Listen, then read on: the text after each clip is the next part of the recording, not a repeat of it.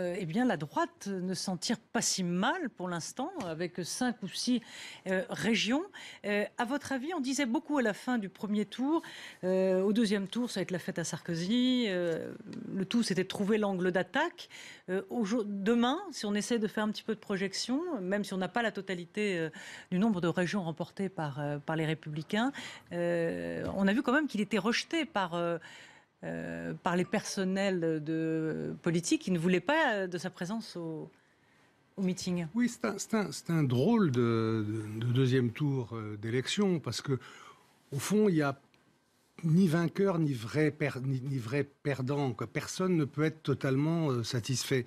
C'est vrai que la gauche, mettons qu'elle arrive à 6 régions, euh, elle n'en aurait pas espéré tant il y a 2 ou 3 mois, où on pensait que la vague bleue allait recouvrir la France, et notamment la France métropolitaine.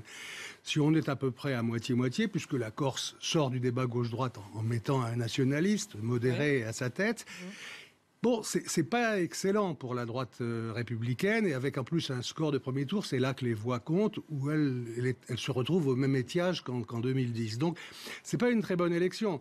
Quant à la gauche, évidemment, par rapport à un moment où elle dominait 20 régions sur 21, elle en perd, évidemment, elle perdait plus. Mais est-ce qu'elle Donc limite la casse un peu?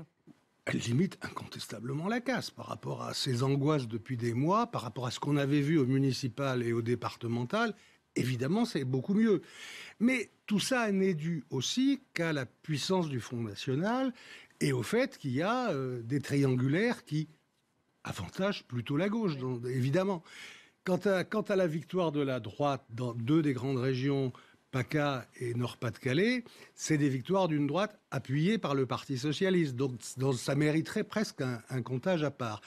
Et dans ces conditions, évidemment, je vais probablement pas dire exactement, je vous ai pas entendu en arrivant, je m'installais, mais je vais probablement dire des choses moins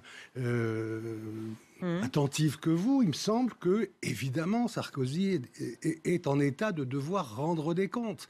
Il nous avait présenté depuis plusieurs semaines cette élection comme le dernier pas vers l'alternance irrésistible. Ça ressemble pas à ça. Donc, il va bien falloir... Il avait dit quand il est revenu, qu'il était le seul rempart contre l'extrême droite. Hein. Absolument. Donc, on sent bien que ses compétiteurs prochains à la primaire vont immédiatement s'engouffrer dans cette brèche. Ils jugent cela comme le premier faux pas de Nicolas Sarkozy et ils vont essayer de s'en servir. Alors,